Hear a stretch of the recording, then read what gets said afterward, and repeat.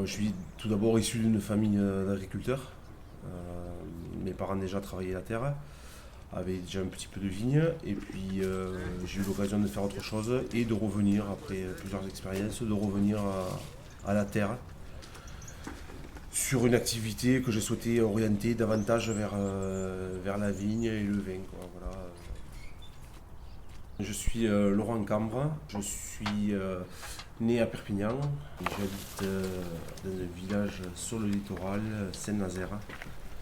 J'ai toujours été élevé, j'ai toujours vécu dans ce milieu au rythme des saisons, de par le travail de mon père. Et j'avais envie de revenir un jour. Je ne savais pas au début de quelle façon, quand et dans quelles conditions revenir à la terre, mais j'avais cette idée en tête voilà, j'avais ça en tête, quoi, de réfléchir un jour à revenir à la terre. Et ce projet de développer à travers les vignes un projet qui me permettait de vivre de la terre m'a paru opportun à un moment où ma carrière aussi de rugbyman arrivait à sa fin, quoi. Voilà.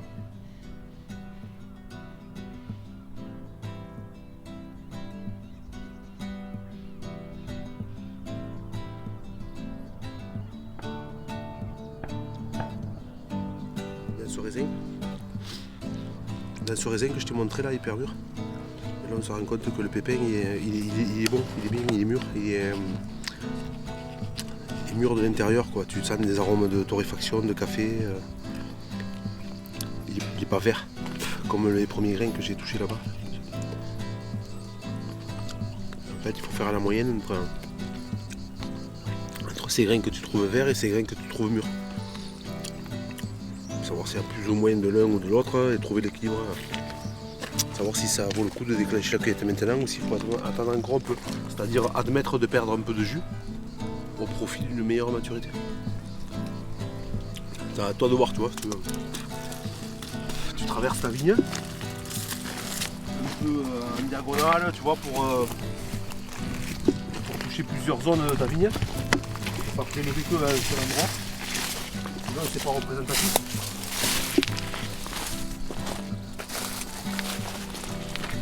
C'est pareil visuellement, quoi. Tu regardes si dans ta vigne il n'y a pas des zones qui sont complètement surnourries et d'autres qui sont beaucoup plus vertes.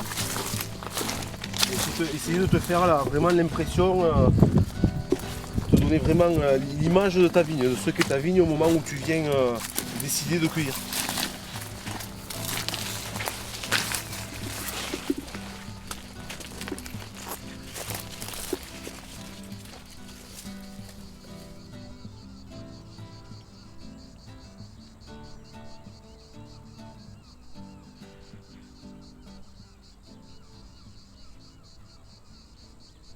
Avec Laurent, c'est une longue aventure puisque en fait avec Laurent on a les premières fois où on s'est rencontrés, le chai n'existait pas. Donc moi je travaille avec Laurent depuis le commencement. Donc on a connu un petit peu tous les millésimes, hein, depuis qu'il s'est installé, des millésimes marqués un petit peu par la sécheresse, des millésimes plus généreux. Voilà. Et puis Laurent a surtout acquis au fil des ans beaucoup d'expérience et une idée de plus en plus précise de ce qu'il voulait faire. Et aujourd'hui, moi je suis là pour lui donner un petit peu mon avis, mais c'est vraiment lui qui pilote tout, quoi, hein. Voilà. Avec des créations de nouvelles cuvées. Voilà. Donc en fait avec Laurent aujourd'hui c'est surtout beaucoup d'échanges. Voilà. Avec l'œnologue, on entretient une relation particulière sur une exploitation. Car j'ai tendance à dire que le vigneron il développe plusieurs casquettes sur son exploitation pour aboutir en fait à un produit fini, de la culture de la vigne à la transformation par la vinification et en suivant tout ce qui est la partie commerciale avec l'aspect marketing, communication et vraiment la relation commerciale proprement dite, quoi, avec la comptabilité, la gestion de l'entreprise. Et donc on a tendance souvent à avoir la tête dans le guidon, à être un peu absorbé par ces tâches qui sont diverses, qui entrecoupent la journée. Et Jean-Michel, il agit, il est là déjà avec du recul. Quand il vient nous voir, il a du recul par rapport à ce que l'on fait nous-mêmes sur l'exploitation.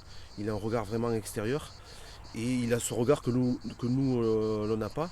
C'est celui de la partie aussi analytique. C'est son métier de l'interpréter. Nous, on est beaucoup plus distants et bien sûr moins compétents sur cette partie-là.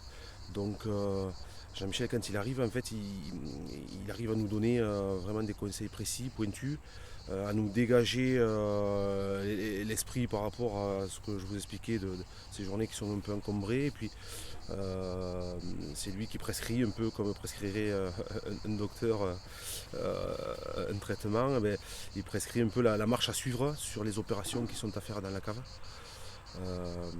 jusqu'à la mise en bouteille, jusqu'au produit fini. Donc c'est une relation un peu déjà énormément de confiance. Il faut avoir énormément de s'entendre, vraiment, avoir les mêmes objectifs, comprendre les mêmes objectifs. C'est le cas avec Jean-Michel puisque ça se passe depuis le début ensemble. On est ensemble sur l'exploitation depuis la création. Et ensuite, l'œnologue il a un peu ce rôle aussi de confident conseil, voilà, qui on raconte les petites histoires qui nous arrivent et sur la partie culturelle des fois avec les problèmes climatiques qui peuvent surgir. Et ensuite à la cave on fait tous des bêtises, hein, des choses qui nous passent qui passent à côté, des choses que l'on oublie, que l'on ne voit pas. Et Jean-Michel il est là un peu pour s'apercevoir de ces choses, de ces oublis, et puis y remédier en nous disant voilà, il faudrait que tu t'y prennes comme ça, faire comme ça, rattraper la chose comme ça. Donc voilà, c'est cette partie, comme je vous dis,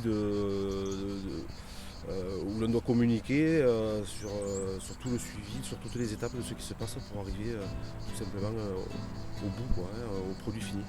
Voilà.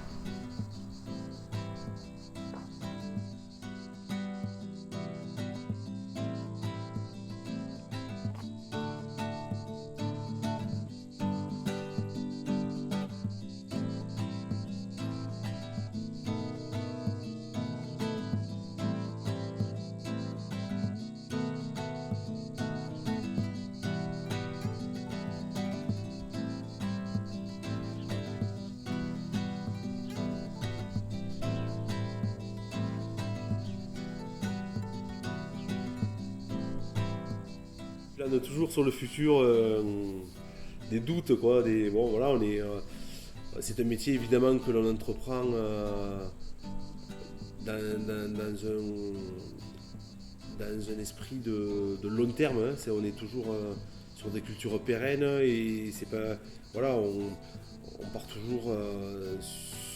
Quand on est dans ce métier, c'est surtout sur le long terme qu'on envisage la situation, hein. On fait tout pour pérenniser de façon économique la structure.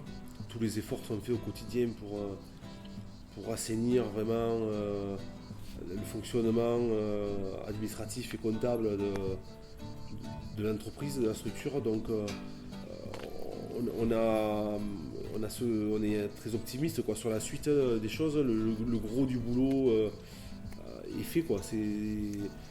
Voilà, on est parti sur vraiment maintenant. Moi, j'ai plus une optique d'améliorer, de perfectionner, d'essayer de progresser.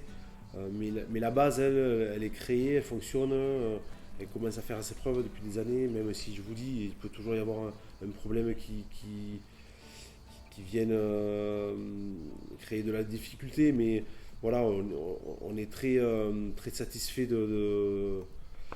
du fonctionnement de la structure que j'ai créée, et donc évidemment ça laisse entrevoir des beaux jours devant moi, quoi, voilà.